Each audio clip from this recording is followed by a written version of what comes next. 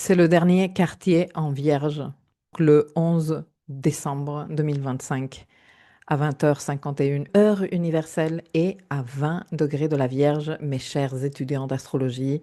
Attardons-nous un peu sur cette carte que tu as affichée à l'écran et étudions les codes et les clés qu'elle nous révèle. Donc, on va commencer par situer la Lune.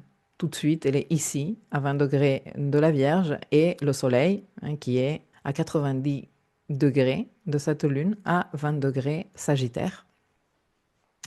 Et la première chose que moi je me pose comme question quand je commence à analyser un thème comme ça, c'est il est où le bonheur, il est où? Non, c'est pas vrai. Il est où le maître et dispositeur de cette lunaison, qui est le maître du signe Vierge? Tic-tac, tic-tac, quiz astro facile. C'est Mercure. Et Mercure, il est où dans tout ce thème? Est-ce que tu le vois? Est-ce que tu le repères? Regarde-le. Il est à 29 degrés du signe Scorpion, anarétique, le degré des mystères. Il est en conjonction à Lilith et il est en opposition, oh my God, à Uranus.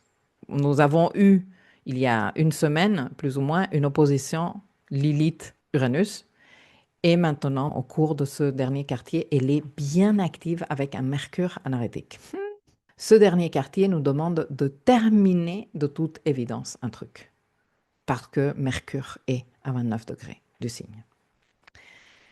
Vénus est ici, regarde-la. Elle est à 13 degrés, Sagittaire. Je ne sais pas si tu suis les capsules que je fais sur les cycles lunaires, mais si tu les suis, tu sais parfaitement que pile sur ce degré, nous avons eu la pleine lune qui s'est faite en Gémeaux. Bon, enfin, de ce côté, il y avait le Soleil, pas la Lune. Donc, ces deux lunaisons sont aussi reliées, d'autant plus que la pleine lune correspondant à ce cycle métonique lunaire était une éclipse lunaire totale de nœud sud qui s'est faite en opposition à Saturne et à Jupiter. Et Jupiter, dans le thème de cette éclipse lunaire totale de nœud sud qui s'est tenue en mars 2025, était, tiens-toi bien, à 13 degrés Gémeaux. Donc, 13 degrés Gémeaux en face de là où se trouve Vénus dans ce thème, en lien avec la pleine lune qui s'est tenue 7 jours avant, à 13 degrés Gémeaux, et toutes les résonances autour de ces degrés Gémeaux, des 13, 14, 15, 16 degrés Gémeaux, que j'ai évoqués en détail dans la capsule sur la nouvelle lune en Gémeaux. Spectaculaire. La lune se trouve ici, à 20 degrés, Vierge, exactement où Mars a fait sa conjonction avec le nœud sud en juillet 2025. Exactement dans les mêmes degrés. Une conjonction de Mars avec le nœud sud est quelque chose que l'on retient, parce que ce n'est pas quelque chose qui arrive tous les mois ou tous les 2 mois, tu vois. Et à l'époque, j'avais fait beaucoup de contenu autour de ce que cette conjonction représentait et cet appel à arrêter de faire certaines choses qui nous prennent inutilement des ressources principalement mentales, mais aussi physiques, parce qu'on s'attarde excessivement sur les détails, parce qu'on est excessivement perfectionniste, parce que on a de la difficulté à lâcher prise de certains trucs. Et avec ce Mars en conjonction en sud, c'était genre, c'est bon, je ne veux plus continuer à faire ça. Ça ne me sert pas. Ce n'est pas au service de ce qui me fait avancer. Nous avons eu également une conjonction supérieure Mercure-Soleil nœud sud en septembre 2025, pile dans ce point-là. Donc en juillet, nous étions en train de ressentir avec le corps, parce qu'avec Mars, on ressent les choses dans le corps, de j'en ai marre de faire ça, et je n'en peux plus de moi quand je suis dans ces tendances perfectionnistes, pointillistes, etc., etc. Et ensuite, avec la conjonction Mercure-Soleil nœud sud, nous nous sommes dit, bon, bah ça, j'arrête, là, je vais découper, ici, je vais mieux gérer mes ressources de cette façon ou de cette façon, ces activités, je ne les fais plus, ou ce n'est plus ces méthodes que je vais suivre.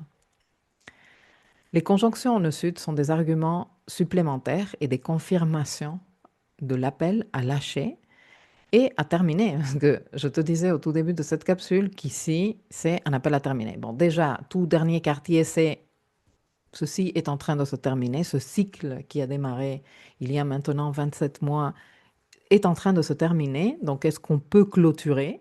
Est-ce qu'on peut commencer à faire le bilan? Est-ce qu'on peut commencer à comprendre ce qui s'est passé jusqu'ici et ce qu'il nous reste à faire pour terminer la situation? Mais avec tout ce que je viens de te raconter, les conjonctions au nœud-sud et le fait que Mercure dans ce thème soit anarétique, ben écoute, je ne sais pas quels autres arguments te donner. Alors peut-être que tu veux te servir de tous ces petites balises que je t'ai données de références et de repères dans le temps pour te questionner et te dire qu'est-ce que j'étais en train de vivre moi lors de la conjonction de Mars en nœud sud. Parce que Mars, lors de cette conjonction, a mis en lumière des situations de surcharge, des irritations, des façons de faire énervantes, irritantes, des situations qui semblent imposées et peut-être même une volonté mal canalisée.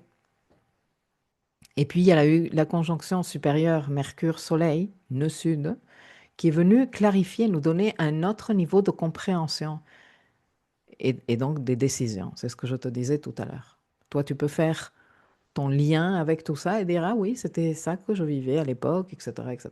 Dans la deuxième partie de cette leçon, je vais discuter un peu plus en détail avec toi pourquoi j'ai donné l'intitulé que j'ai donné à cette lunaison. Donc, si tu veux me suivre, c'est dans le dossier Live Mapping et je te dis à tout de suite. Et si cette information est suffisamment comme ça pour toi, eh bien, merci beaucoup de m'avoir accompagné. Bon dernier quartier à toi et à très vite pour une prochaine capsule.